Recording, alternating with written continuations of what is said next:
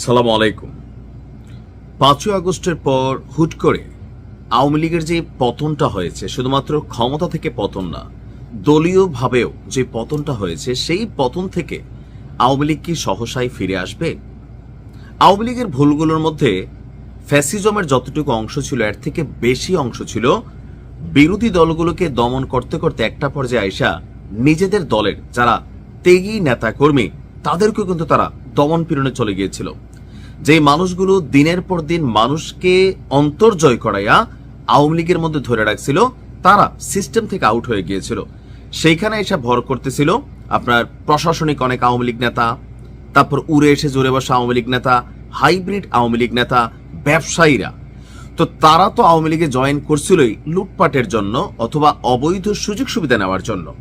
আর এই সিস্টেমে যখন তারা ঢুকে গেল, যারা মাঠ পর্যায়ের আওয়ামী লীগের জন্য জীবন দেওয়ার মতন ভূমিকা রাখা ক্যারেক্টারগুলো ছিল, নেতাদের যারা কর্মীরা ছিল, এরা সবাই নিশ্চুপ হয়ে গেল, সিস্টেম থেকে আউট হয়ে গেল, সাইজ হয়ে গেল। কেউ মামলা খাইল, কেউ আওয়ামী লীগ ক্ষমতা থাকতেও দেশ ছেড়া পালাইতে বাধ্য হইল, কাউকে এলাকা ছাড়তে হইল। আর যখন 5ই আগস্টের ঘটনা ঘটল, ইরান কিভাবে টিকা গেল? কারণ ইরানের জনগণ ইরানের সরকারের পক্ষে নামছে, ইরানের সেনাবাহিনী ইরানের সরকারের পক্ষে নামছে, কিন্তু আওয়ামী লীগ সরকারের পক্ষে কেউ নামলো না। এটার একটা মেইন কারণ হচ্ছে, আপনি যখন মূল যারা ত্যাগী নেতা কর্মী আছে তাদের জায়গায় হাইব্রিড বসাই দিলেন, এরা তো ভাই মানে থাকে না যে ভাত ছিটালে কাকের অভাব হয় না, এদের পিছনে কাক ছিল কিন্তু দলের জন্য কাক ছিল না।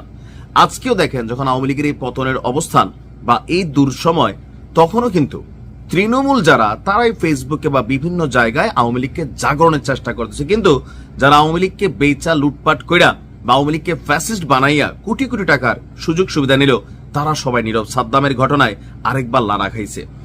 এখন ওবায়দুল কাদের, যাকেও বলা হয়ে থাকে আওয়ামী লীগের পতনের পেছনে একজন খুবই শক্ত ক্যারেক্টার, তারা দুই ভাইয়ের নাটক পুরো বাংলাদেশ দেখছে। ওবায়দুল কাদের গতকালকে যে বক্তব্য দিয়েছেন আমার দেশ পত্রিকা, তার আমি জানি না রেফারেন্স কি, তবে মাহমুদ ভাইয়ের হাত অনেক লম্বা, বোঝাই যায়। এমন এমন তথ্য তিনি প্রকাশ করেন যেগুলা বাংলাদেশের কোনো গণমাধ্যম পায় না। অর্থাৎ আওয়ামী লীগের মধ্যেও আমার দেশ পত্রিকার মাহমুদুর রহমানের এজেন্ট আছে, এটা তো শিওর। কারণ নয়তো তিনি এই তথ্যগুলা কই পান? কারণ আওয়ামী লীগের মধ্যে অনেকে ঢুকে গেছিল।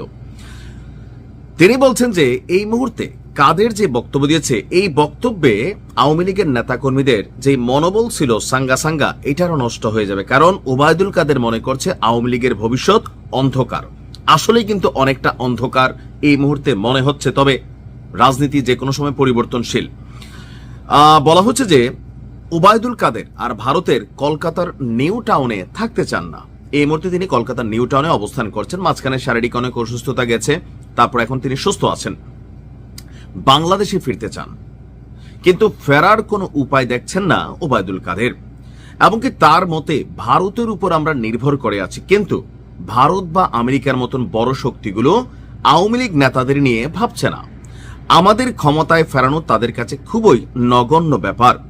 ইউরোপ আমেরিকা এখন বড় বড় বিষয় নিয়ে ভাবছে, আর তারা আমাদের নিয়ে ভাবছে না। এটা কিন্তু বাস্তব। আপনি দেখেন ভারতে এই মুহূর্তে জামাতের সাথে তাদের অবস্থান তৈরি করতেছে। বিএনপির ব্যাপারে নরেন্দ্র মোদী বলছে যে তারেক রহমান দেশে আসলে, মানে ক্ষমতায় আসলে ভারতের সাথে সম্পর্ক ভালো হবে। অর্থাৎ মাঠ পর্যায় থেকে আওয়ামী লীগকে টেকনিক্যালি একটা চিপায় ফালাইয়া ভারতে আটকে রেখা বা ভারতে তারা রাইখা পুইসা আওয়ামী লীগের কিন্তু টেকনিক্যালি কন্ট্রোল করতেছে। ইভেন শেখ হাসিনা ভারতে বসে এমন কোনো বক্তব্য দিতে পারবে না যেটা ভারতের বিরুদ্ধে বাংলাদেশে কোনো হুমকি তৈরি হয়ে যাবে। অর্থাৎ শেখ হাসিনা যদি কোনো একটা আওয়াজ দিলেন, ডাক দিলেন, আর এতে আওয়ামী লীগের নেতাকর্মীরা মাঠ পর্যায়ে নামতে গেলে রাষ্ট্র তাদের বাধা দিবে। আবার ভারতও চিন্তা করবে ক্ষমতায় আসবে বিএনপি, এখন আওয়ামী লীগের এই ফেভার দিয়া সরকার যদি বিএনপি চলে যায়, ক্ষমতায় আসবে জামাত, তারা যদি চলে যায়, তারা তো আমাদের ভাই সেভেন সিস্টার্স অশান্ত করবে, অনেক কিছুই কন্ট্রোল করে ফেলবে।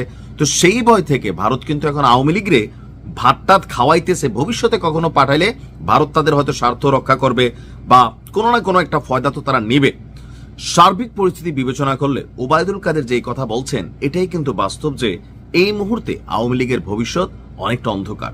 তো ওবায়দুল কাদেরের মতন মানুষ যখন এই জায়গা থেকে কথা বলে, তাহলে বিষয়টা টেনশনেরই।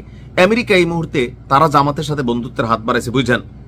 আগে বাংলাদেশে যে একটা অবস্থান ছিল সেখানে পরিবর্তন হয়েছে পশ্চিমাদের দৃষ্টিভঙ্গিতে।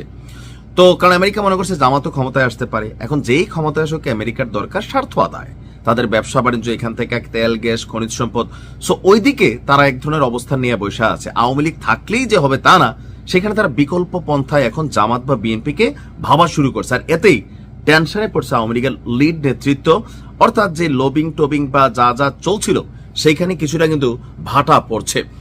আর সাদ্দামের মতন ঘটনাগুলো মানুষের চোখে আঙুল দিয়ে দেখিয়ে দিচ্ছে এই যে তৃণমূল যারা দলের জন্য খাইটা আওয়ামী লীগের এই জায়গা পর্যন্ত নিয়ে আসছিল, সেই তৃণমূল কতটা বঞ্চিত হচ্ছে আওয়ামী লীগের এই দুঃসময়ে, যখন পশ্চিমা রাষ্ট্রে আওয়ামী লীগের অনেক নেতাকর্মীদের বিলাসবহুল জীবন আমরা দেখছি, অনলাইনে আইসা কথা বলা দেখছি, কিন্তু যেই মানুষগুলা দল করার কারণে মামলা হামলার আসামি হয়ে গেল, তাদের ব্যাপারে দল কি কিছু ভাবছে?